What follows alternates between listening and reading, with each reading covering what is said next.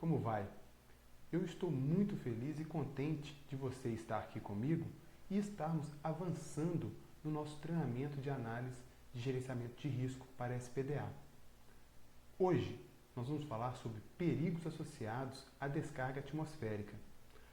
Nessa videoaula, nós vamos abordar os seguintes assuntos: ferimentos a seres vivos dentro ou perto das estruturas, falhas em sistemas elétricos e eletrônicos, e vamos abordar também os danos à estrutura e ao seu redor, como acontecem esses danos e o que provocam esses danos.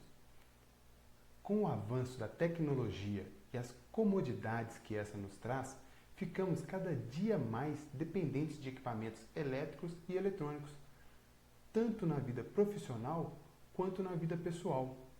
Somos dependentes de serviços que funcionam 24 horas por dia, e isso se tornou tão comum que nem paramos para pensar como seria se alguns desses serviços essenciais parassem de repente. Não nos preocupamos simplesmente porque sabemos que a qualquer momento que necessitarmos de tais serviços essenciais, eles vão estar lá e vão estar funcionando. As redes de dados em empresas ou serviços de emergência, tais como hospitais ou corpo de bombeiros, são extremamente essenciais e não podem parar. Redes de dados sensíveis, como por exemplo em bancos ou editores de mídia, precisam de rotas de transmissão confiáveis. Não são apenas as descargas atmosféricas diretas que representam uma ameaça latente para esses sistemas. Frequentemente, serviços eletrônicos são danificados por sobretensões causadas por descargas atmosféricas remotas. Durante as tempestades, altos volumes de energia são instantaneamente liberados. Esse pico de tensão pode penetrar em um prédio através de linhas condutoras e causar enormes danos aos equipamentos elétricos e eletrônicos e a vidas humanas. Vamos falar agora sobre ferimentos a seres vivos dentro ou perto das estruturas. Quando um raio atinge prédios, árvores ou até mesmo o solo, a corrente do raio penetra no solo e se propaga de forma radial, mais parecida com um funil, gerando diferença de potencial no solo, conhecida como tensão de passo, como você pode ver nesta figura aqui. A partir do ponto de impacto do raio, ele se propaga de forma radial no solo, mais parecido com um formato de um funil. Na figura ao lado, está muito bem representado isso, o formato de um funil, que é justamente esse desenho a partir do ponto de impacto do raio. Imagina esse desenho projetado para o outro lado, aqui assim. Então, isso daqui gera um formato de funil.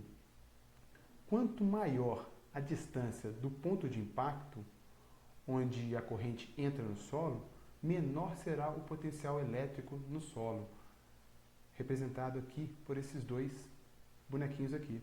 Quanto mais próximo você estiver desse ponto de impacto do raio, maior vai ser a diferença de potencial e o risco de choque elétrico também. Como você pode ver nesse ponto 1 aqui, você tem uma diferença de potencial maior aqui próximo ao raio do que nessa outra posição onde esse bonequinho se encontra, mais distante do raio. Você tem uma diferença de potencial muito menor do que nesse ponto aqui. Como você pode ver aqui na legenda, o ponto 1 representa o que? A tensão de passo.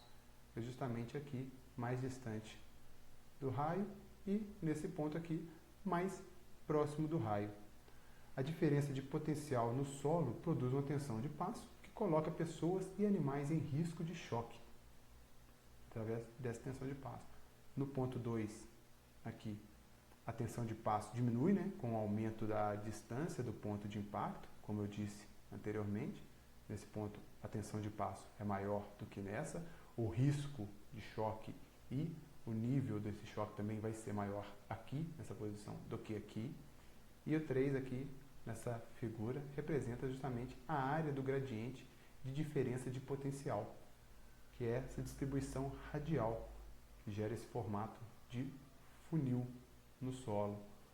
Essas setas aqui estão indicando justamente a tensão, o nível da tensão próximo ao ponto de impacto, que vai reduzindo com o passar, com o aumento da distância.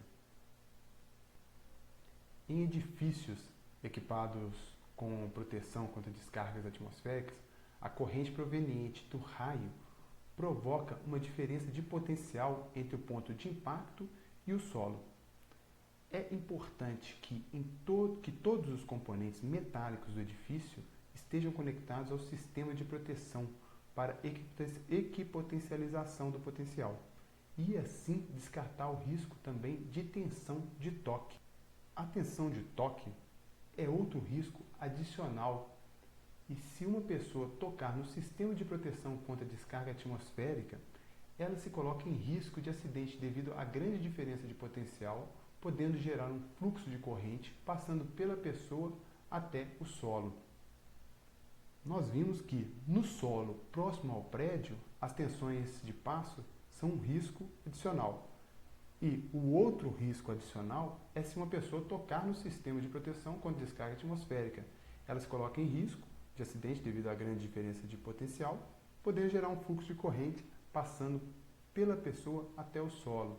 Então, se você está próximo a uma edificação, próximo a uma estrutura, mesmo que ela possua um sistema de proteção contra descarga atmosférica, não pode ser tocado esse sistema.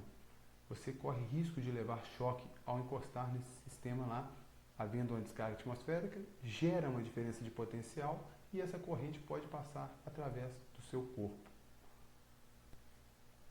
Agora, vamos falar de falhas em sistemas elétricos e eletrônicos. Edifícios e equipamentos estão em risco não apenas por causa de raios diretos, mas também pelos surtos que podem ocorrer a até 2 km de distância da edificação. Os surtos possuem nível de tensão várias vezes acima da tensão admissível de uma rede de energia. Se a tensão de surto admissível de um sistema elétrico for excedida, isso causará mau funcionamento ou até mesmo a destruição permanente do equipamento elétrico. Surtos frequentemente geram interferências e interrupções de linha. Nesses casos, as fontes de interferência devem ser removidas ou filtros de linha adequados devem ser instalados. Sistemas adequados de proteção contra descargas atmosféricas e sobretensão são necessários para proteger contra surtos de comutação ou relâmpagos em edifícios e equipamentos. Como eu disse, não são apenas as descargas atmosféricas diretas que representam ameaça para esses sistemas. Uma observação importante aqui embaixo é que os surtos de descargas atmosféricas podem atingir 100 vezes o valor da tensão nominal e transportar uma grande quantidade de energia. Essa grande quantidade de energia que pode levar à destruição permanente de equipamentos elétricos e eletrônicos. Agora, vou falar um pouco sobre danos à estrutura e ao seu redor.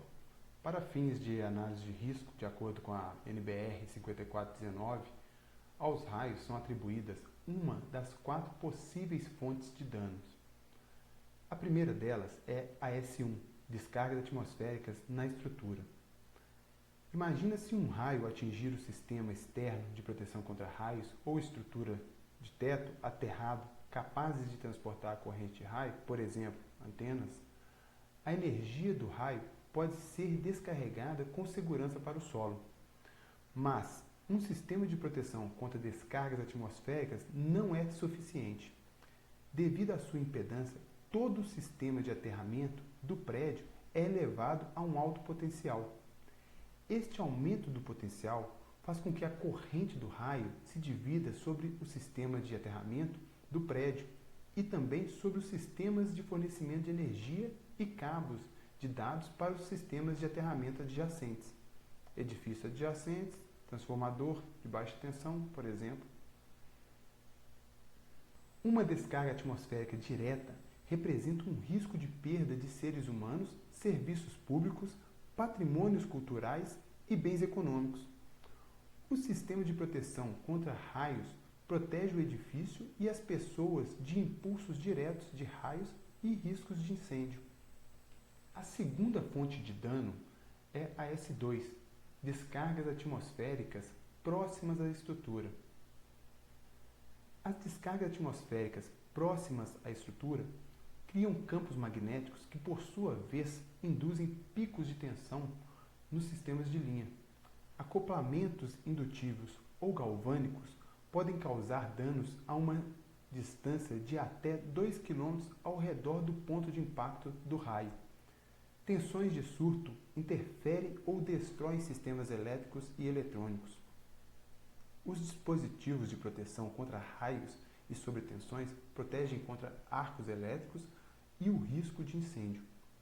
A terceira fonte de danos é a S3, que são as descargas atmosféricas sobre as linhas elétricas e tubulações metálicas que entram na estrutura. Um raio que cai em uma linha de energia de baixa tensão ou cabo de dados pode acoplar altas correntes parciais em um prédio adjacente. Os equipamentos elétricos em edifícios no final da linha de baixa tensão estão em risco particular de danos causados por surtos. O grau de risco depende de como as linhas são colocadas.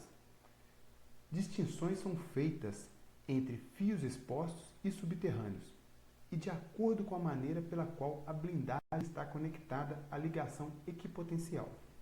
Dispositivos adequados de proteção contra raios e sobretensões são usados para compensar a energia do surto na entrada da edificação.